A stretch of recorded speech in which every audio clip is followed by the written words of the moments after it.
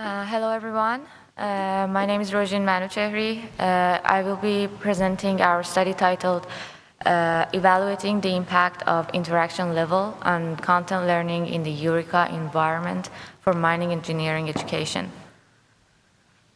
In this research, we examined how different levels of interaction in virtual reality impact learning and content retention.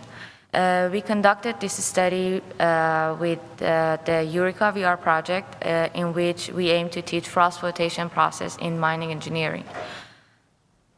VR is rapidly growing in education, particularly in STEM and engineering fields. It offers immersive experiences that can engage learners in ways traditional methods cannot. However, much research has focused on the overall benefits of VR as an educational tool, and fewer studies have directly compared different ways of presenting styles within VR. There are many variables in virtual reality that can influence learning outcomes, yet their individual effects remain studied. This study contributes to this discussion by specifically comparing two interaction levels, a low interactive virtual environment, which we call passive in this study, and a high interactive, which we call interactive VR. And we evaluate the impact of knowledge retention, task efficiency, and user engagement. Our findings aim to inform best practices for designing VR learning experiences and to maximize engagement and knowledge retention. So we have been saying how VR is a powerful tool for education, but the way content is presented within VR can vary. Before diving into our study, let's take a look at how VR has been used in education and what peer research tells us about different ways of presentation styles in virtual environments. Virtual reality's immersive environments allows students to engage with complex concepts in a hands-on and risk-free way. Over the past decade, we have seen VR applications in fields like engineering, chemistry, STEM fields, healthcare, and such. And we have seen how they can improve learning outcomes and motivation. For example, VRMC uses haptic gloves to teach molecular bondings in chemistry, which makes abstract concepts more tangible for users. Or in physics education, we have been using room-scale labs where students can enhance their understanding of concepts like electric fields. Or in engineering, specifically in mining, there are tools like Marbox, which provides interactive multi-user simulations that allows students to collaborate in virtual environments. While these applications highlight the potential of VR in education, most research has evaluated VR as a whole, rather than systematically comparing different ways of presenting content within VR environments. Interaction, immersion, and UI design, and many other variables in VR all can play a role in how a student can learn, but few studies have analyzed how different variables, specifically like interaction levels, affect knowledge retention, task efficiency, and engagement. Our study directly addresses this gap by comparing the passive and the interactive VR modalities in a controlled educational setting. The primary question that guided our research was, does more interaction and immersion in VR improve learning? Now that we have identified this gap, let's take a look at how our study contributes to this field. In this study, we make 3 contributions to the field of VR-based educations. First, we emphasize the need for a framework to compare different interaction levels in VR. And evaluate their impact on knowledge retention and learning outcomes. Second, we highlight the importance of addressing diverse learning styles when designing VR tools. This ensures that VR environments can meet the needs of varied audiences regardless of their background or their learning preferences. And finally, we propose design principles for effective VR educational tools, focusing on finding the right balance of interaction to optimize both engagement and knowledge retention. Having provided an overview of the study's background, motivation, and key contributions, let's now shift our focus to the methodology. I'll begin by outlining the study design, followed by the experimental procedure, the VR environment setup and design, and how we evaluated the outcomes. Our study involved 12 undergraduate and graduate computer science at the University of Nevada, Reno.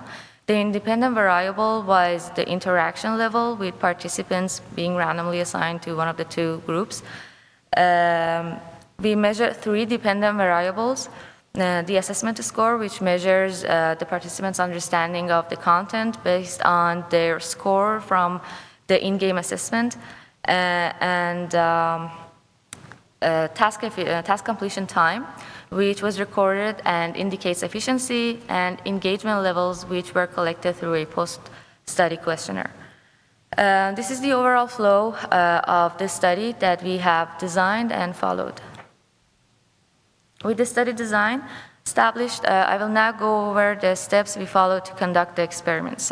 The procedure for our experiments began with a pre-study questionnaire, which helped us make sure that the students had little to no prior experience with virtual reality and no knowledge of froth flotation, which made us be able to avoid bias and to make sure that the results reflected only their performance during the study. And next, the participants were assigned to one of the 2 modalities and were divided into 2 groups. And after assigning their group, we provided a brief explanation of the study and a tutorial to familiarize participants with navigation and interaction within the environment. Once they were comfortable, they moved on to the main tasks. There were 2 tasks. First was the learning phase, in which they engaged with the content and learned the froth flotation process. And then they moved on to the assessment phase, in which they answered some questions that assessed their understanding and what they learned through the learning phase.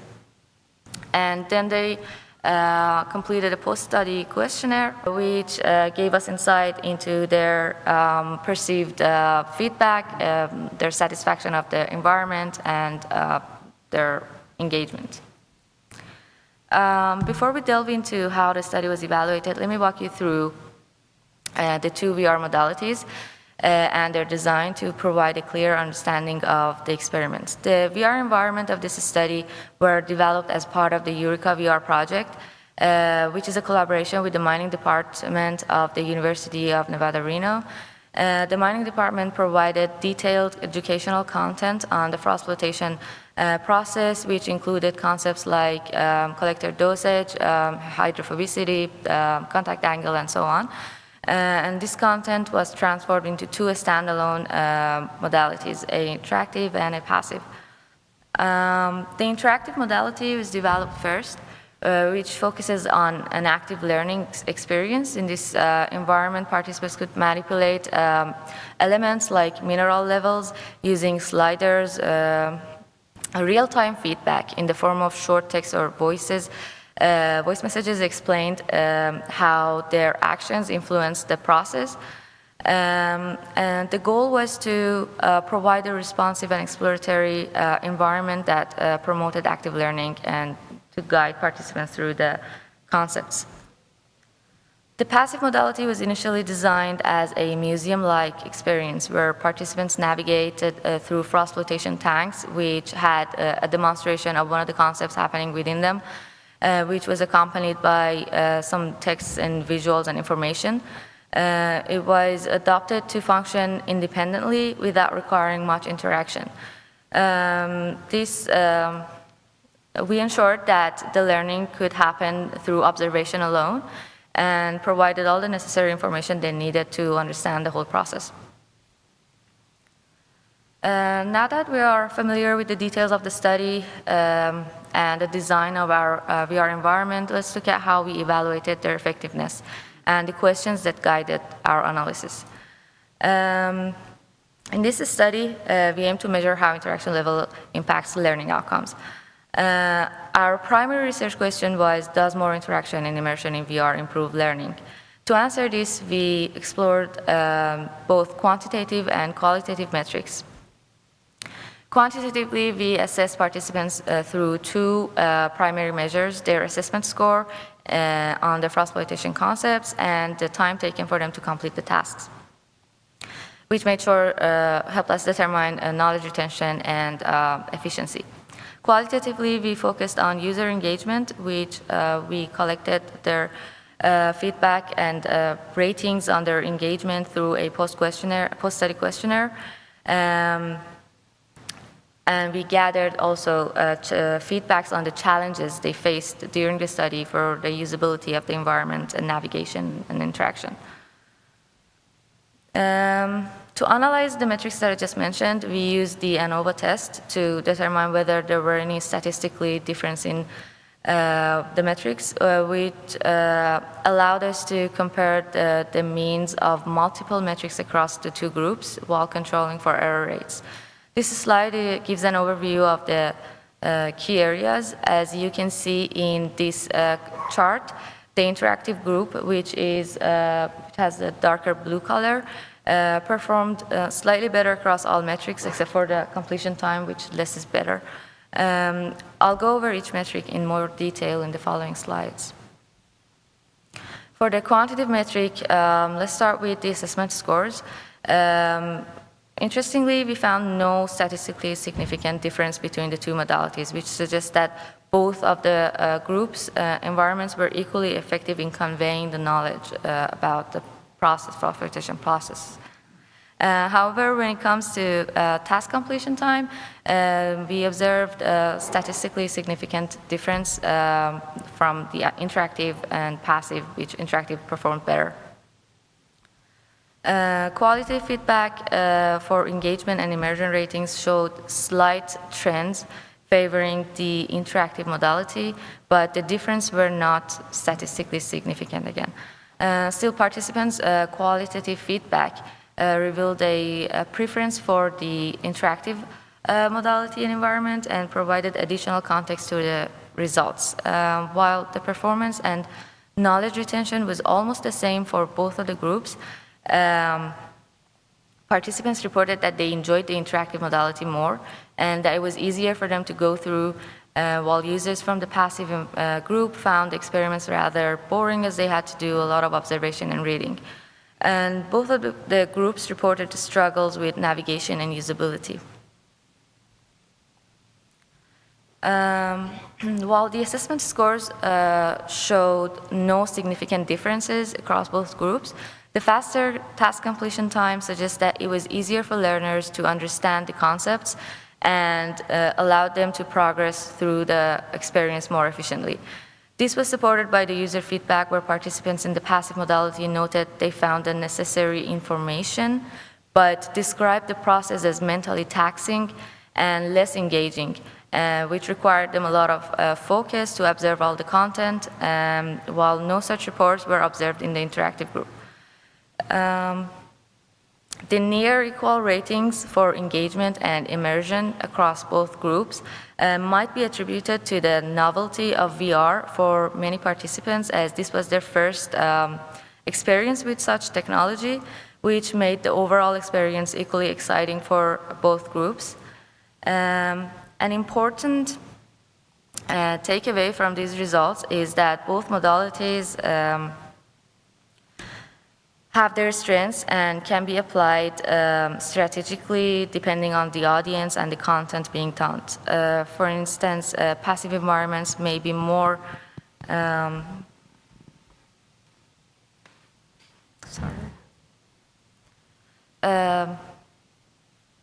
passive environments may be more suitable for conveying detailed structured manners, while interactive modality can be used for hands-on experiences for teaching skills.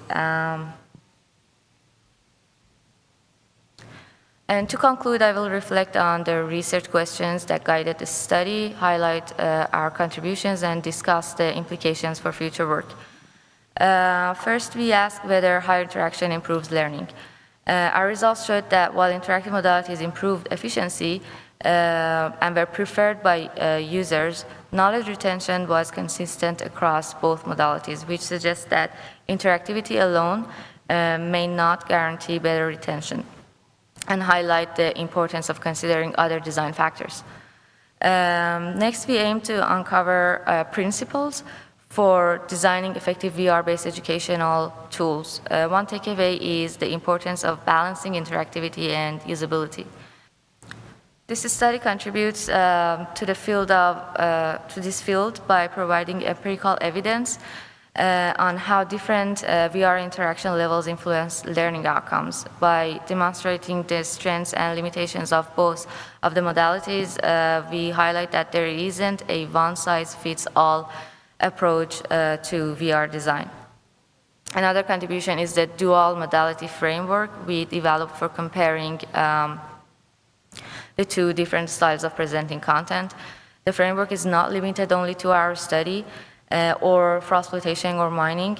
It can be applied across various fields like healthcare, STEM fields, or technical trainings, and can allow researchers and educators to adapt and refine their VR tools to meet the specific needs of varied audiences. Moving forward, there are several directions we'd like to take. First, we plan to refine VR interfaces to address the challenges and issues that we identified during this study, to make sure they are more intuitive for diverse user groups. Second, we want to expand the scope of the study by increasing the participant pool, involving learners from other disciplines to see how these findings generalize across other domains. And lastly, we aim to conduct longitudinal studies to evaluate the impact of VR on long-term learning outcome, retention.